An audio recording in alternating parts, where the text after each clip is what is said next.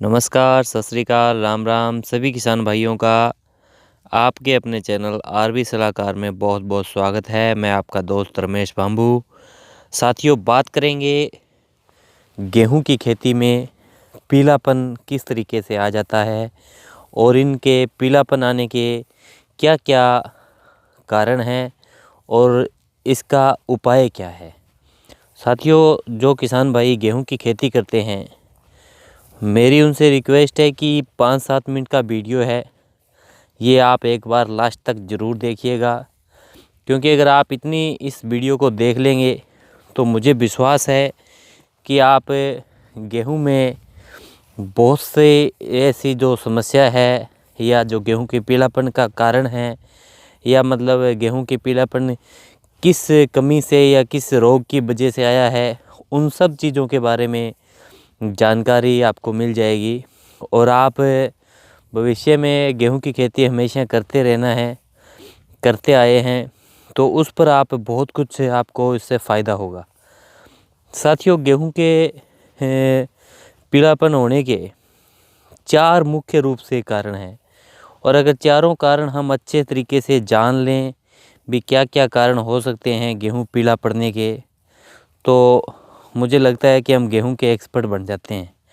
क्योंकि गेहूं में ज़्यादा लंबी चौड़ी कहानी नहीं होती है, कोई ज़्यादा रोग इसके अंदर नहीं आते हैं, ज़्यादा इसके अंदर कोई टेक्निकल वाली बात भी नहीं है। लेकिन एक तो पीले रतुए की समस्या आती थी, वो तो ख़ास तौर पर चलो फंगिसाइड दवाइयों का इस्तेमाल करते हैं, या किसान भाइयों ने बीज भी चेंज कर लिए। 2851 जो वैरायटी थी उसमें थोड़ी पीलापन या पीला रतुआ जिसको बोलते थे, मैं उसकी बात नहीं कर रहा हूँ। मैं जब गेहूं छोटी होती है, जब पहली सिंचाई या दूसरी सिंचाई करते हैं हम, उस समय जब गेहूं रंग पीला पड़ जाता है या पौधे सड़ने स्टार्ट हो जाते हैं, उनकी जो समस्या है उस पर आपके साथ चर्चा करना चाहता हूं। लेकिन किसान भाइयों, मैंने बहुत सारे किसानों से मिला हूं, उनको देखा है कि गेहूं जब भी पीली पड़ती है तो वो केमिकल का सहारा लेते हैं, यानी फ्यूराडान या फ्यूरी के नाम से जो प्रोडक्ट आते हैं, कुछ प्रोडक्ट बैन हो गए हैं, कुछ अभी तक आ रहे हैं, तो वो मतलब ख़तरनाक केमिकल का सहारा ही लेते हैं और उसको अपने खेतों में पानी के साथ यूरिया में मिला के डालने का काम कर देते हैं। उनको बस यही है भी ये डालने के बाद गेहूं का रंग जो है वो काला पड़ जाएगा और उससे बस उनको संतुष्टि हो जाती है। लेकिन साथियों, बहुत जगह ऐसी भी होती है जहाँ पर हम फ्यूरी भी डाल देते हैं, कार्बोफ्रान भी डाल देते हैं, लेकिन उसके बावजूद भी गेहूं है वो अच्छे से पैदावार नहीं दे पाती है, या अच्छे उसका जो कलर है वो ठीक से तैयार नहीं होता है। उसका कारण हमारे को नहीं पता चलता है, और बहुत कम चांस होता है साथियों कि गेहूं में फ्यूराडान डालें या फ्यूरी डालें उसके बाद में गेहूं का रंग है वो ठीक हो जाए, या मैं ऐसे कहूं कि उसकी वजह से वो उसका जो रंग है वो ख़राब हुआ है। ऐसा नहीं होता है साथियों। क्या है कि गेहूं का पीलापन होने के मैं आपको अलग अलग कारण बता देता हूं, और उसके बाद में उनके उपाय भी आपको बताऊंगा। पहला कारण है साथियों गेहूं में पीलापन होने का माइक्रो न्यूट्रिशन की कमी, जो ख़ास तौर पर हम मान सकते हैं साथियों सल्फ़र की, मैग्नीशियम की, जिंक की, नाइट्रोजन की कमी होने के कारण गेहूं का जो कलर है वो कई बार हमारे को देखने को मिलता है कि वो पीला हो जाता है। दूसरा साथियों, उसमें जड़ों के अंदर फंगस का अटैक हो जाता है और जड़ें गलनी स्टार्ट हो जाती है, डैमेज हो जाती है, उसके कारण भी गेहूं का जो रंग है वो कई बार पीला पड़ जाता है।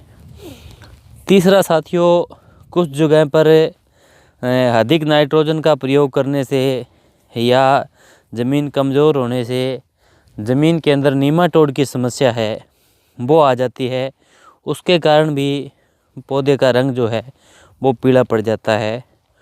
और साथियों, कुछ जगह पर दीमक की शिकायत हम मान सकते हैं, दीमक से पौधे चले जाते हैं, पहले पीले होते हैं उसके बाद में बिल्कुल ख़त्म हो जाता है पौधा।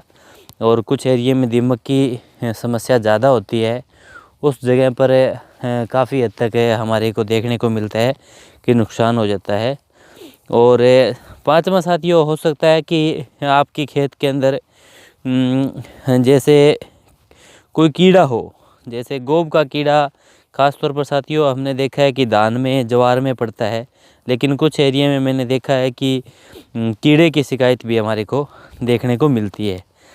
साथियों सबसे पहले आपको बताऊं कि इनकी पहचान कैसे है, वो हम किस तरीके से इनके पहचान कर पाते हैं।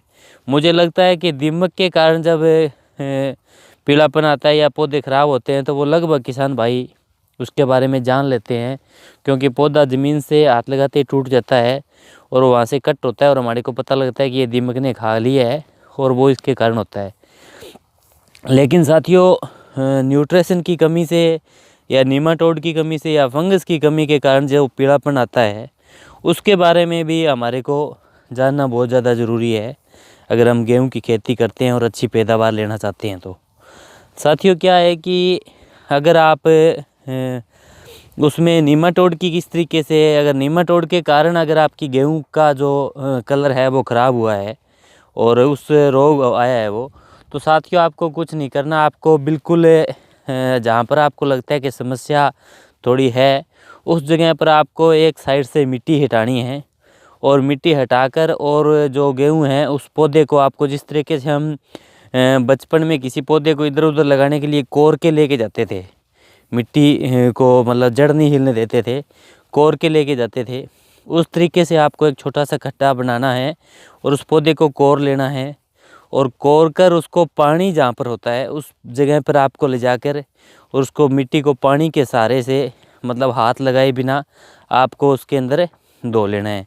और जब पानी के सहारे आप धोते हो और जड़ों के अंदर अगर आपको साफ साफ रूप से गांठें दिखाई दे, भी जड़ों के अंदर गांठें बनी हुई है, तो साथियों आपको किसी भी तरीके के चक्कर में पड़ने की ज़रूरत नहीं है। आपको समझ लेना चाहिए कि इसमें नीमाटोड की समस्या है और जो नीमाटोड का कीड़ा है वो ज़्यादा संख्या में है, तो आपको नीमाटोड का प्रयोग करना चाहिए। चाहे नीम तेल के से आप उसको ठीक करें या कोई केमिकल का सहारा लेके आप उसको ठीक कर लेना चाहिए। दूसरा साथियों, अगर आपको लगता है कि जड़ें में गांठें तो नहीं हैं लेकिन फिर भी पीलापन है, तो एक कारण हो सकता है साथियों फंगस का। तो जड़ गलन की समस्या हो या फंगस की समस्या हो, रूट रॉट हो, तो उस सब के लिए साथियों क्या करना है, आपको पौधे की जड़ों को उखाड़ना है और बिना धोए आपको इनको धीरे धीरे हाथ से उसको पकड़ के और देखना है कि क्या उनके ऊपर जो चमड़ी है वो बिल्कुल गली गली सी तो नहीं हो गई है। उसकी अगर आपको वैसे परख नहीं होती है कि ये जड़ किस तरीके से होती है, तो साथियों आप उसको अपने सुगंध देख सकते हैं, उसकी नाक के पास लगा के आप देखोगे, अगर वो बदबू आ रही है, उसमें बहुत ज़्यादा बदबू आ रही है, तो आप समझ लीजिए साथियों उसमें फंगस का जो अटैक है वो ज़्यादा है, जड़ गलन की समस्या है वो है। तो आप उसमें कोई बढ़िया सा फंगीसाइड का प्रयोग कर सकते हैं और उस फंगस को कंट्रोल करें। लेकिन ये जो 3 समस्या है साथियों, ये लगभग ज़्यादा से ज़्यादा अगर मैं मान के चलूँ तो 30-40% किसानों को देखने को मिलती है जिनके गेहूँ पीली होती है। लेकिन साथियों 60-70% जो समस्या है वो कमज़ोरी के कारण, माइक्रो न्यूट्रिशन की कमी के कारण, पोषक तत्वों की कमी के कारण ऐसा हमारे को देखने को मिलता है कि पोषक तत्वों की कमी होने के कारण साथियों जो गेहूं है वो पीली पड़ती है। अगर आपको गेहूं के अंदर हल्की हल्की पीली और हरी धारियाँ दिखाई देती है साथियों, तो आप समझ लीजिए कि उसमें मैग्नीशियम की कमी है। अगर आप उसमें गेहूं के पत्ते को सूरज के सामने देखोगे और उसमें चांद की तरह थोड़ा धब्बा दिखाई दे, हल्के गूढ़े रंग का हरा और पीला, तो उसमें जिंक की कमी है। अगर गेहूं के पत्ते नीचे साइड के जो पत्ते हैं वो पीले पड़ रहे हैं, तो साथियों उसमें नाइट्रोजन की कमी है। और पौधे की जो ऊपर की कन्नी है वो कहीं आपको लगता है कि वो पीली पड़ रही है, तो उसमें सल्फ़र की कमी है। तो इस तरीके से आप उन चीज़ों की परख कर लें। अगर फिर भी कहीं आप दिक्कत में हैं तो आप मुझे कॉल कर सकते हैं, उस समय हम डिस्कस कर सकते हैं। आपको उस चीज़ की परख करनी है और उसको माइक्रो न्यूट्रिशन जो है वो इसको उपलब्ध करवाना है। आप उसमें साथियों जिंक सल्फेट की और NPK की स्प्रे कर सकते हैं, या फिर साथियों आप एक मल्टी न्यूट्रिशन पैकेज आता है, मैं हर बार वीडियो में ना उसका नाम भी लेना पसंद करता हूं क्योंकि मैं उसको अपने खेतों में प्रयोग करता हूं। Max power, max grow biotech company का प्रोडक्ट है, उसका आप इस्तेमाल कर सकते हैं। उसमें जो पीलापन है गेहूं का वो ठीक हो जाता है। तो ये जो चीज़ें हैं साथियों हमारे को सीख लेनी चाहिए कि हमारी गेहूं के अंदर जो पीलापन है वो किस वजह से है। क्या उसमें 4-5 आपको मैंने बताया उसके लक्षण, वो आपको अगर समझ में आ गया तो साथियों आप मान के चलिए कि आप कभी भी गेहूं के अंदर एक्स्ट्रा खर्चा नहीं लगाएंगे। जो समस्या है उसी को पकड़ेंगे और उसका ट्रीटमेंट करेंगे और आपकी गेहूं बढ़िया से अच्छे से पैदावार भी देगी। इसके अलावा साथियों गेहूं पर बहुत सारे किसान भाई 1-2 पानी पे ध्यान देते हैं, उसके बाद में गेहूं पर ध्यान नहीं देते हैं। तो उस पर भी मैं एक वीडियो बनाऊंगा, उसमें मैं आपको बताऊंगा कि आप अपने गेहूं की फसल की पैदावार जो है वो 15-20% किस तरीके से बढ़ा सकते हैं।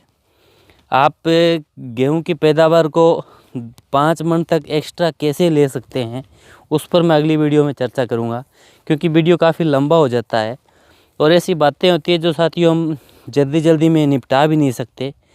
तो इसके लिए समय भी चाहूँगा। कोशिश करता हूँ कि जो भी बातें आपके साथ करूँ वो क्लियर करूँ ताकि आपको समझ में आ जाए। और आप सबका वीडियो देखने के लिए दिल से धन्यवाद करता हूँ, शुक्रिया करता हूँ, सबको प्रणाम करता हूँ। तो साथियों बस इस वीडियो में इतना ही। मैं आपका दोस्त रमेश बांबू, आपका प्यार हमेशा बनाए रखें।